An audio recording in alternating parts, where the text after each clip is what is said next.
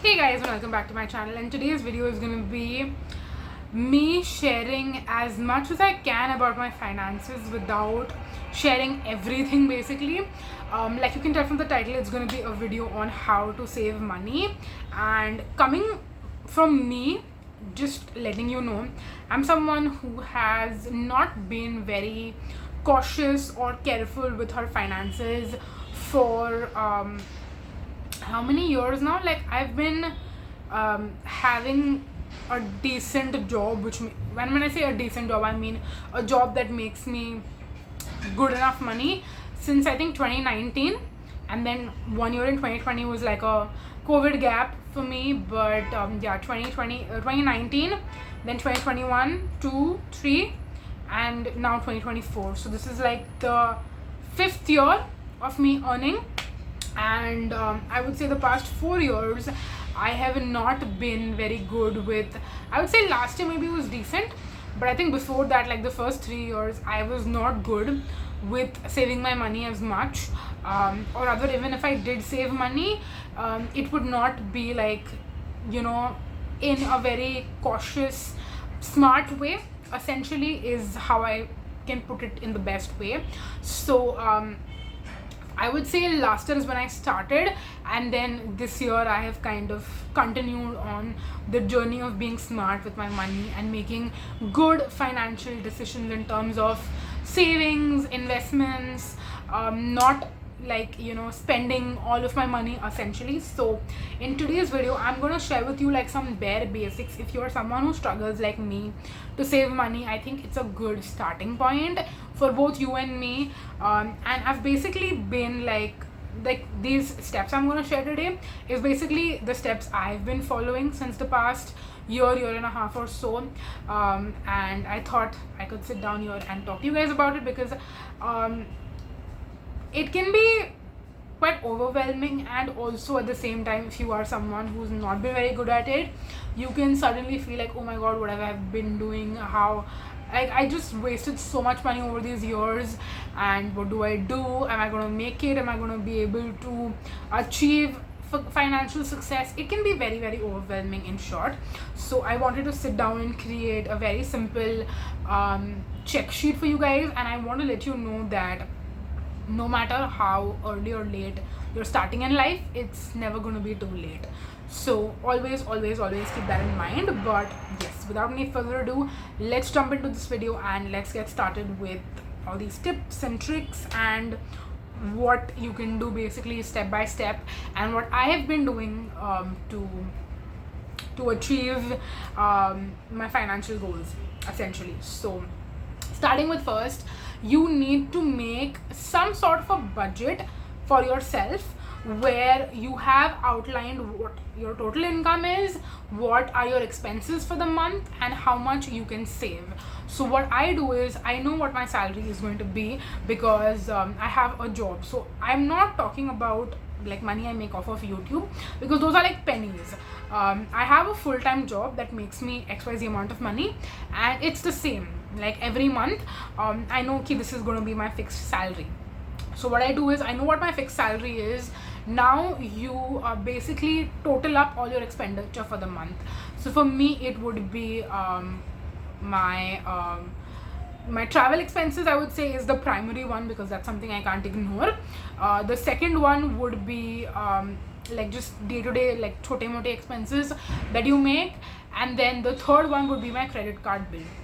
Now mostly all my shopping that I do, like when it comes to like beauty, if I am buying clothes, if I am buying, even if you go to the restaurant, I usually pay using my credit card. So I have given myself a limit that this much can be your credit card bill for the month basically, and usually I try to stick to that limit. Sometimes I do exceed a little bit, but it's still like decent. So there is the limit that I've given myself, there is the maximum that I can go, and then anything in between is like, okay, I spent more than I should have, but it's still not like it's not hit like the maximum amount.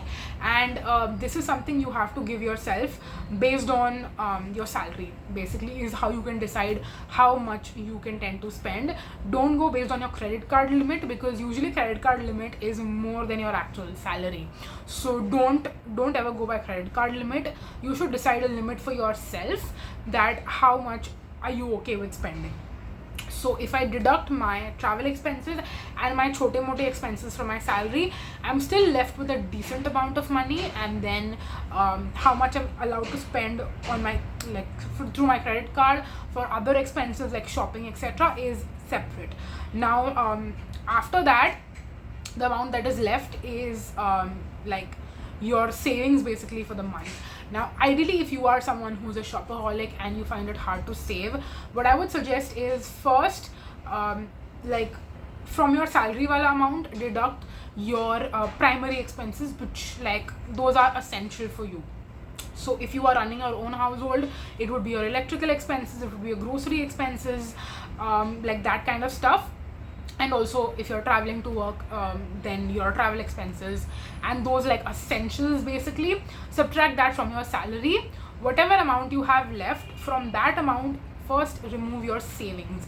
So decide how much money out of that you want to save. It could be a percentage, it could be a certain amount. You can decide that for yourself, and you can invest that money in mutual funds, investments, buy shares, put it, like, aside in, like, a different savings bank account, FD.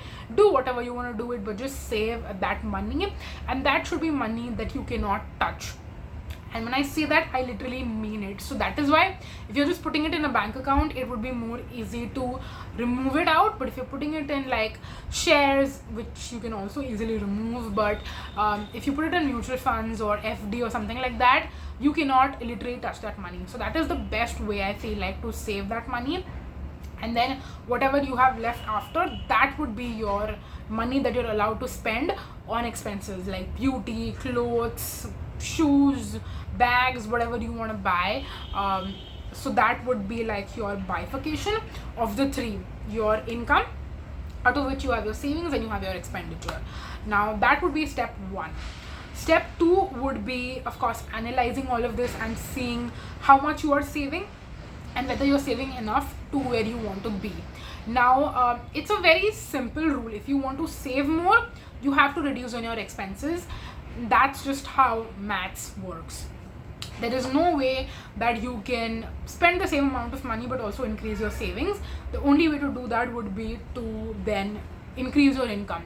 So if you work, like, extra hours at work, is there where you get paid for overtime. Now this is going to be different for everyone's job. We don't have anything in our company which is overtime and you getting paid extra. Your fixed salary is your fixed salary. If you have a job where you can work extra shifts and get paid extra, then that is great.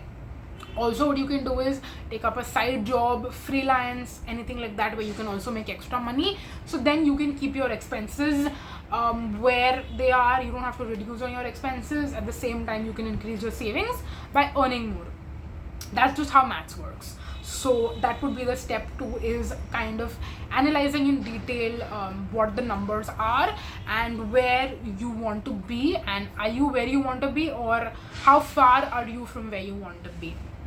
Now step three is again to check and see how you can modify it, how you can reduce your savings and reduce your expenses. Sorry, increase your savings and reduce your expenses. I already covered this part. Then moving on to step four, that is being frugal with your expenses, which means any small unnecessary things that you spend your money on, that definitely adds up over time. So in this category specifically for myself, I would include things like, snacks, etc. Like when you're at work, you get hungry in the evening, you want to order something from Zomato, you want to go down, buy chips for yourself. I would also say typically like beauty expenses. Sometimes there is a sale and you just want to buy stuff. It doesn't work like that. If you want to increase your savings, then you have to reduce your expenses, and that means removing these small expenses that you are spending on. Just reduce on that and automatically your savings will increase. And then step 5 would be an expense forecast for the next month to the next year. Now for this, what I would do is I would calculate the prices on like I would say approximate prices on beauty products. So how much do I spend in a year, say, on cleanser, on moisturizer, on sunscreen, on serums, on bath and body stuff, on shampoos, on makeup, and basically try to keep it as minimum as possible, and then calculate it that way. I wouldn't do it per month because I feel like I don't buy every single thing every single month. Like makeup, for example, I would buy 2 to 3 times in a year, but usually, like when it comes to lipsticks, I'm pretty certain I don't need to buy lipsticks. The lipsticks I currently have in my collection could probably last me for like a good 2 years. So whereas for sunscreen or for moisturizers, that is something I would go through more quickly, and I will have to repurchase every few months. So that is something that I will have to see how much I'm spending in an entire year. So kind of create an expense forecast for yourself and do it that way. Even I feel like clothes or something, we already have clothes in our wardrobe, and if those are lasting you for a year or so, or maybe even more than that, then just go on a no buy for the entire year for clothes and see if you can do without it. Like, do you need to buy clothes once a year, twice a year, or even more than that, or can you do you have enough basically for an entire year? Then moving on, next, set goals for yourself which are short term and achievable. This is the last step, and for me personally, I would say what I would define as short term goals is so for me personally, I do SIPs, so it's just something that will keep, like that's just money kept aside, which I'm going to completely like forget about essentially, unless and until I have a very big expense that I need to make, for which I would take out money out of that. So for me, some of the short-term goals would be to do my SIPs regularly and to have money to basically put towards that. So basically whatever I'm putting in my SIPs every month, that is deducted from my salary, and then the rest of the money is the only money that I can spend on other things basically. So that is how I would essentially look at it.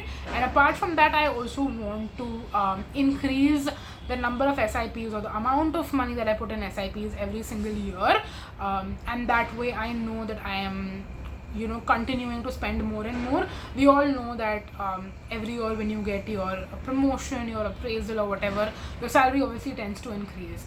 So that means you should also be saving more and more money every year, versus when your salary keeps increasing, you increase your standard of living, which means your expenditures are reducing over time, and that is what should not be the case. So for me, that would be like a short-term achievable goal, is to continue to save more and more and more, and this would probably change in a couple of years is how I look at this. So that's something that is dynamic, and it will tend to change over time.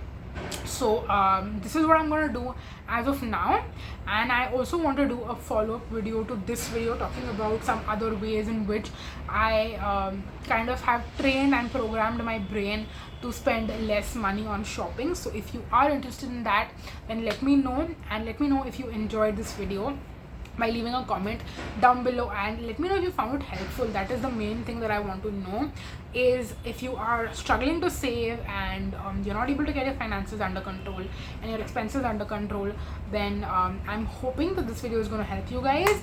But yes, I'm also simultaneously prepping on another video in which I'm going to talk about how I'm curbing my shopping habits, because I think that's a big part of this as well. Like, I would not have been able to do these 6 things without curbing my shopping habits. So that's a big part too. But yes, that is it for this specific video, and I hope that you guys found it informative.